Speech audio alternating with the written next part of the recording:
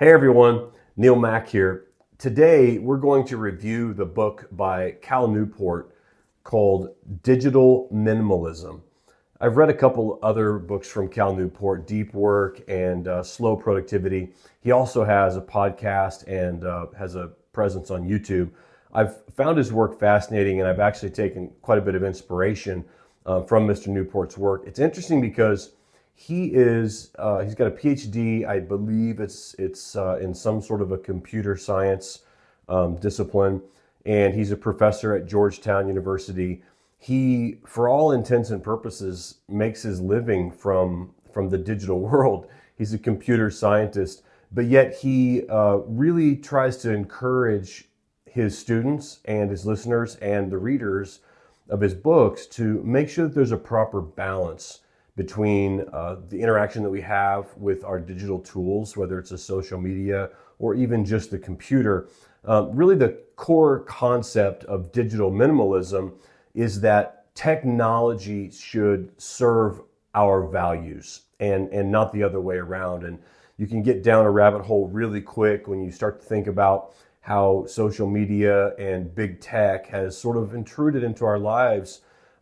Maybe maliciously, maybe not. Maybe they just want to have all of the data, because data and our attention is the new frontier. It's the new real estate that they're all striving to get a hold of. So Mr. Newport in Digital Minimalism urges us to use digital tools as tools and not as an integration into our lives that we just can't live without. If our tools support our values, and if our tools help us accomplish and achieve our goals, and if our tools can enhance our well-being, then it's a good sign that your tool is in the proper perspective, and it's your showing intentionality in the use of those tools, not that you're a slave to the tool. The other concept that is prominent is that less is more. And, there's a whole lifestyle of minimalism. I think Steve Jobs kind of exhibited that when he wore just a black mock neck or turtleneck or a black t-shirt and jeans. And the concept is he wanted to eliminate the number of decisions that he had to make every day. I love that idea personally. I would probably just have a few t-shirts and a few pair of pants if my wife wasn't so insistent that I have a little larger wardrobe. But the concept is very powerful, really in all aspects of our life, but especially when it comes to our relationship with the digital world. A minimalist approach, according to Mr. Newport, to technology, it fosters focus, it helps with our creativity, and it deepens our actual real relationships, whether it be with family or neighbors or coworkers, the loved ones that really deserve more of our attention than they're getting because of the attention grab that the digital tools has on society today. The third core concept of the book is around intentionality over convenience. Mr. Newport encourages the reader to avoid passive and habitual tech consumption, which we've all been there. It's the doom scrolling. You start watching reels, which can be very entertaining and it can be a stress reliever. And I have a list of friends that we constantly send each other funny reels, and there's probably something very healthy to that. But it is possible to develop such intense habits of not being able to even exist if you don't have a phone in hand, or to not be able to go more than a few minutes without looking to see if you have any notifications. The encouragement is to avoid passive, habitual tech consumption and replace that instead with technology use that's deliberate and has a clear purpose. Additionally, there are three key principles that I'll point out that seem to rise to the top in this book. And the first one is that clutter is costly. Think of a hoarder. I can remember there's a library not far from our house. I won't tell you where, but it's not far from our house, just in case this hoarder is one of your friends. Multiple times we've either ridden bikes by this library, or even I've parked there to return books that my daughters have checked out. And in this car, I can't even imagine, or it's hard to even describe to you how much junk, paper, and it looks like files, and then clothes, and then bags, and stuffed to the top. I don't think the person could see out their rearview mirror. I think they might have been able to see out of the passenger front window and then the windshield, but that was it. It was literally jammed to the roof with just, it didn't even seem real. It was so full of junk. There's probably some therapy available for that person, but the fact is we actually can create that same sort of lifestyle and culture within our own interaction with the digital world if we have an excessive amount of digital engagement, whether it be social media or notification, or we just can't live without this app or that app. It serves as something that fractures our attention, and it diminishes the quality of life.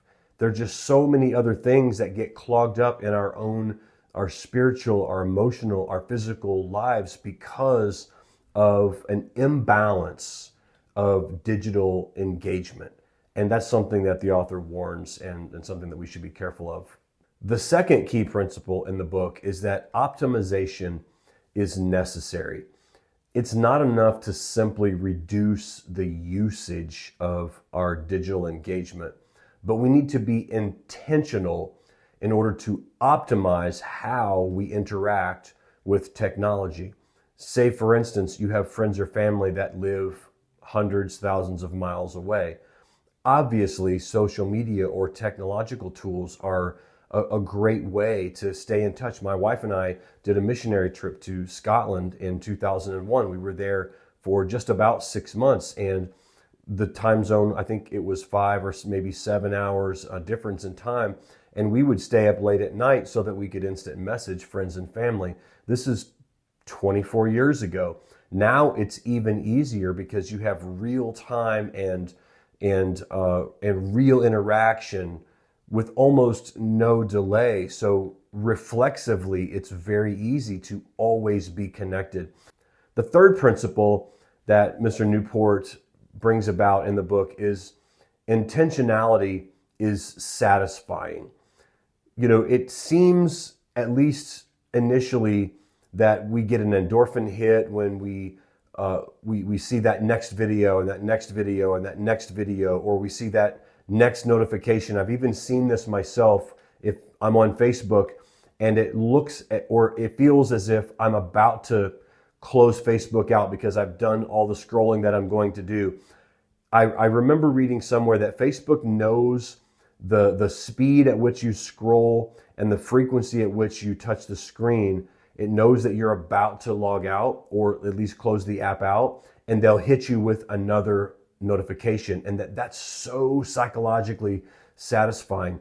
Mr. Newport says, yes, it is, but if you can manage your interaction with the digital tools, that intentionality alone is even more satisfying than the hit that we get from that next notification. He says that a well-structured and purpose-driven digital life leads to greater satisfaction and even more mental clarity. One of the things that I really enjoyed about the book and about Mr. Newport's approach to this whole subject is he doesn't come off as some sort of a curmudgeon that says, kids these days better just put down their phones. He gives us some tips and some recommendations on how we can actually take action on reducing the engagement that we have with our digital tools. And he challenges the reader to do a 30-day digital declutter. He asks that we take a 30-day break from non-essential digital tools. I actually did this over the holidays. I remember sitting down one morning and I sent a few messages on Instagram to some buddies. We golf together, we play pickleball together, we send each other funny videos all the time, probably a little too frequently, maybe 3 or 4 times a day. But I sent them a message and I said, hey guys, I'm going to do this project where I'm going to do a 30-day digital declutter. And so I'm going to actually uninstall the Instagram app on my phone, and I'm not going to use it for 1 month from the phone. Every Saturday morning for about an hour, I'm going to engage with all of my social media. I'll check X, I'll check Facebook, I'll check Instagram, but it will be from my MacBook, and it will only be on Saturday mornings. And I think they might have thought I was a little crazy. In full transparency, it did take about 3 or 4 hours for me to not constantly reach for the phone, or not be listening to the next ding or the next buzz to see if somebody sent me something cool that I just couldn't live without. But after the first day or two, I just felt a little less bound. I felt lighter. I actually felt more clarity. And I could concentrate on the tasks of my job and on my hobbies. And then after the second Saturday, so this would have been about halfway through my 30-day digital declutter. I don't know if I even checked Instagram on the third Saturday. It was just like, it doesn't even matter. The guys know I'm barely checking it anyway.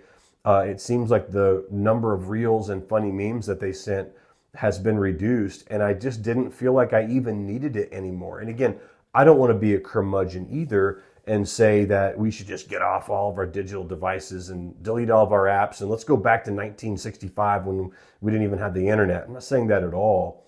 But what I am saying is there's more than just a therapeutic value, I believe. I believe it enhances the quality of life when we can disconnect, if for no other reason than we're doing it of our own accord, and we're not just following what the algorithm has already understood about us, that we're not even thinking about ourselves as it continues to put content in front of us, knowing that we can't disconnect.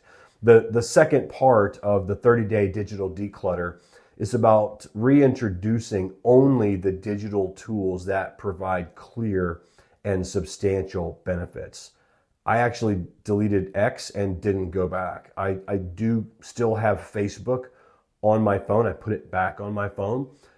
I really check it a couple of times a week if I remember that I even have it. And primarily I use it because of Facebook Marketplace. Whether I'm looking for something or whether I'm looking to sell something. I do continue to use Instagram fairly regularly, but I can honestly say about 50% of the time that I use it before the 30-day declutter. The third part of the 30-day declutter is to establish rules and boundaries for reintroducing technology. Again, Mr. Newport breaks it down in further detail in the book than we will today. But when you do go back, if you choose to do this exercise, set rules, whether they're written or whether they're in your own mind. It will be up to you to follow through and to provide yourself with the discipline. But by setting those boundaries and setting those rules, you won't have to go through a constant 30-day declutter every quarter, because you've reduced the need. You've kind of cleaned out all those envelopes and files and trash and cheeseburger wrappers that were just stacked to the top of that car that I told you about. Moving on, in the heart of the book, Mr. Newport offers some strategies for digital minimalism. We've already kind of touched on some of these. Number one, it's to limit social media in the first place. Use it intentionally, schedule usage, delete apps that are problem apps and maybe cause you more issues than others. The other is embracing solitude. I feel like, me personally, I've enjoyed, while I do love to be connected to my friends, if you can learn to not have something constantly entertaining you, you find that you have more space in your mind for deep thinking and for creativity.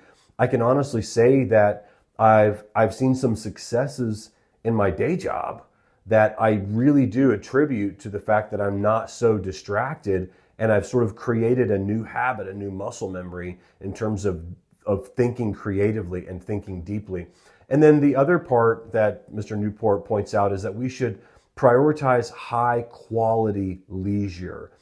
Not just, sitting down at the end of the day, right before you go to bed, and doom scrolling for an hour, but, replacing that passive screen time with reading and with exercising and with hobbies. And my wife and I have kind of decided that in the evening, we're going to take about 20 to 30 minutes when we're in bed and we're ready to call it a night, rather than get trapped in the abyss of Instagram reels. We're going to read an actual hard copy book, or we're going to read from the Bible, something that's physical, something that's non-electronic. And we don't always stick to it's got to be 20 minutes. Sometimes it's 5 because we're just exhausted. But we've decided that the last thing that we see before we go to bed is not going to be a screen. We've increased the number of times that we exercise and we participate in our hobbies. We love bike riding and we love pickleball. We've decided that we will prioritize high quality leisure activities, and that is, of course, something that Mr. Newport encourages. Additionally, Mr. Newport urges us to practice conversation-centered communication. And what he means by that is that we ought to favor in-person or voice communication over interactions that take place by text or by social media or even by some of the video recording apps like Marco Polo, for example. Lastly, we should again set up operating procedures for tech use by defining clear guidelines, no phone at meals, scheduled check-ins. We're not going to throw the phone in the Atlantic Ocean or Lake Michigan if you happen to be in the Midwest, but we're going to use it, and it's going to be a tool, but it's going to be a tool that we decide when the use is worth it, and we're going to schedule times when we use it and make sure that we don't miss anything important, but that we decide that face-to-face and less digitalism is the most important thing in our lives. Along with all the theoretical speak in the book, of course, Mr. Newport is a very educated person and is a professor at Georgetown University.